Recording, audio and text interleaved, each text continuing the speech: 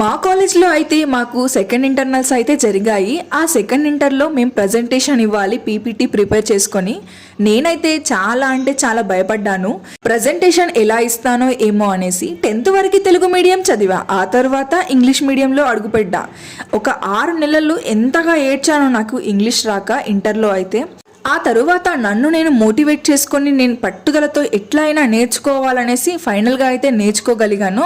ఇప్పుడు ఈరోజు ప్రజెంటేషన్ ఇస్తున్నానంటే దాని వెనకాల నేను ఆ రోజుల్లో ఎంత కష్టపడ్డానో నాకు తెలుసు నేర్చుకోవడానికి.